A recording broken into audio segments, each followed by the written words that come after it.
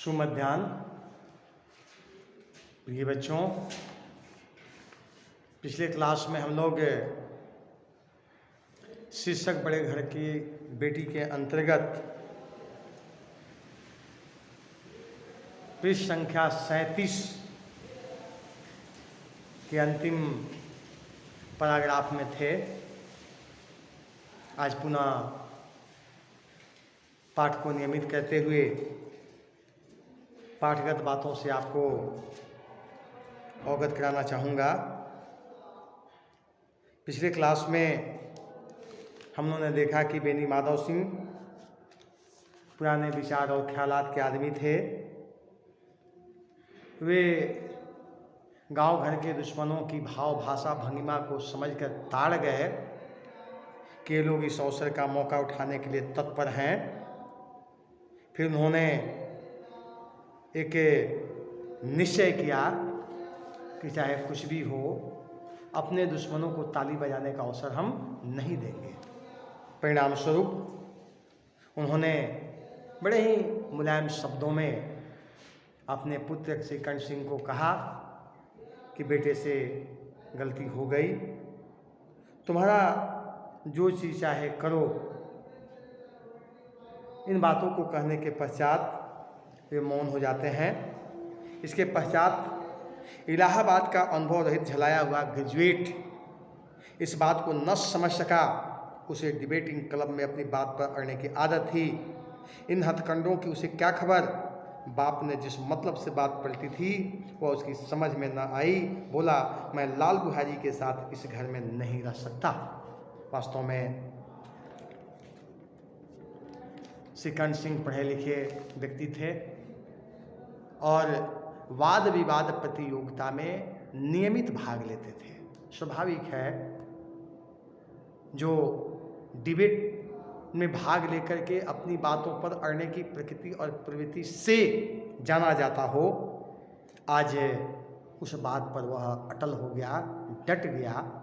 जिस मतलब से बात श्री कंठ सिंह ये बेनी माधव सिंह ने पलटी थी वह समझ नहीं पाया और उसने साफ साफ कहा, मैं लाल बिहारी के साथ अब इस घर में नहीं रह सकता। यह एक अजीबो गरीब और विचित्र सी बात हो गई। बेनी माधव सिंह ने पुचकारा, बेटा, बुद्धिमान लोग मूर्खों की बात पर ध्यान नहीं देते। वह बेसमझ लड़का है, उससे जो कुछ भूल हुई उसे तुम बड़े होकर क्षमा करो। एक हम लोगों का अपना मूल्य है, क्षमा करने का मूल्य है। अगर कोई छोटा व्यक्ति या बड़ा व्यक्ति कोई गलती कर देता है और उस गलती को यदि हम क्षमा कर देते हैं तो हमारा मानवता का मूल्य में और चक्रवृद्धि बढ़ोतरी हो जाती है। स्वाभाविक रूप से उस बेटे को बेनी माधव सिंह समझाते हुए यह बताने का प्रयास किया कि मूर्खों की बात पर समझदार लोग ध्यान नहीं देते। उसे जो भी गलती हुई है छोटा जानकर बड़े होने के नाते तुम उसे क्षमा कर दो। श्री कंठ सिंह को आवेश आ गया। बोले, उसकी इस दुष्टता को मैं कदापि नहीं सह सकता। या तो वही घर में रहेगा या मैं ही। आपको यदि वो अधिक प्यारा है तो मुझे विदा कीजिए, मैं अपना भार संभाल लूँगा। यदि मुझे रखना चाहते हैं तो उसे कहिए, जहाँ चाहे चला जाए। बस यह मेरा अंतिम निश्चय है। थोड़ा श्री कंठ सिंह और आवेश में आ गए। उन्होंने साफ साफ कहा कि जो गलती की है उसकी माफ़ी हमारे पास नहीं है। घर में या तो अब वही रहेगा या तो मैं ही रहूँगा।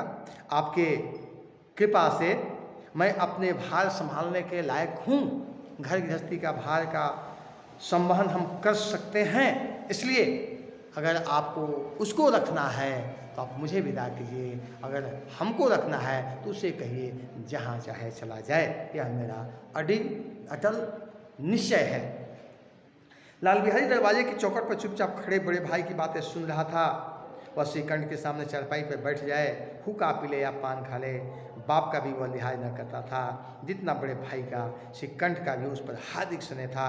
अपने होश में उन्होंने कभी उसे घुड़का तक न था। जब वह इलाहाबाद से आते तो उसके लिए कोई न कोई वस्तु अवश्य लाते। मुगदर की जोड़ी उन्होंने ही बनवा दी थी। पिछले साल जब उसने अपने से ड्योढ़े जवान को नागपंचमी के दिन दंगल में पछाड़ दिया तो उन्होंने पुलकित होकर अखाड़े में ही जाकर उसे गले से लगा लिया और 5 रुपए के पैसे लौटाए। लौटाए नहीं, लुटाए। स्वाभाविक रूप से लाल बिहारी चौखट पर खड़ा सारी बातों को सुन रहा था। वो अपने भाई का बड़ा आदर करता था, सम्मान देता था। कभी ऐसा नहीं हुआ कि बड़े भाई के सामने चारपाई पर या कुर्सी पर बैठ जाए। कभी ऐसा नहीं हुआ कि हुक्का चिलम व पीले पान पसंद खा ले। ऐसा कुछ नहीं हुआ। बड़ा सम्मान और इज्जत करता था। श्री कर्ण सिंह भी इसमें पीछे नहीं थे। वे जब भी इलाहाबाद से आते तो उसके लिए कोई न कोई नई वस्तु अवश्य लेकर के आते। मुगदर जो व्यायाम का एक अभिन्न साधन है उसको भी ला करके उन्होंने उसके लिए दिया।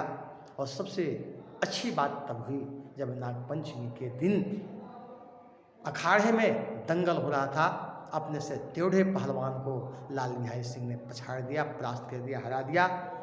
श्री कर्ण सिंह आह्लादित होकर के उस दंगल में जाकर के भाई को गले लगाया और 5 रुपए का पैसा भी लोगों के बीच में लुटाया।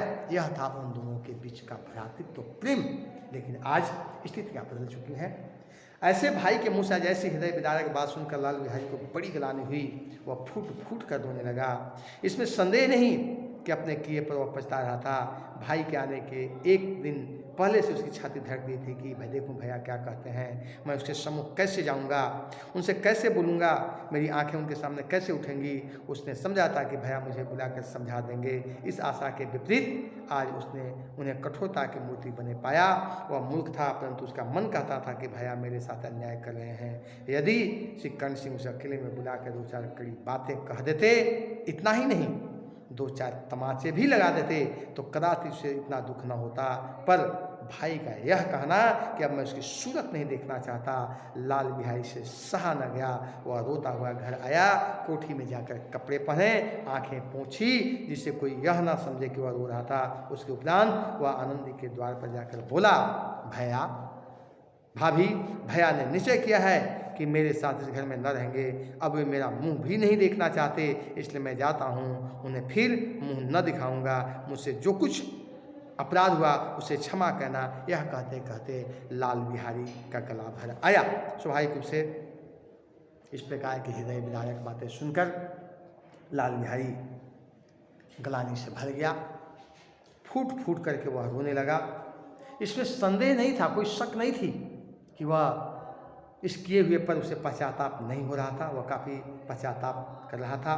उसे इस बात का भय भी था, छाती धड़कती थी कि जब आएंगे तो उनके सामने अपने आँखों को मैं कैसे उठाऊंगा, उनके सामने कैसे प्रस्तुत होऊंगा, कैसे मैं वहाँ उनके साथ जा कर के किसी प्रकार की बात विचार कर सकता हूँ। लेकिन उसे इस बात की भी उम्मीद थी, भैया बुलाएंगे, 2-4 कड़ी बातें कहेंगे, समझा देंगे।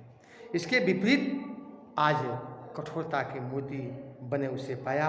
वह मूर्ख था, लेकिन वह इस बात को जानता था कि भैया मेरे साथ अब अन्याय कर रहे हैं। उसे इस बात को भी लगा कि अकेले में बुलाते, 2-4 बातें कहते या 2-4 तमेचा मार भी देते तो बड़े भाई की मार से उसे दुख नहीं होता, जितनी बड़ी दुख इस बात से हुआ कि उसका शकल हम देखना, सूरत देखना नहीं चाहते। वह घर में अंदर गया, आंखें पोंछी ताकि कोई यह न समझे कि वह रो रहा था। कपड़ा बदला।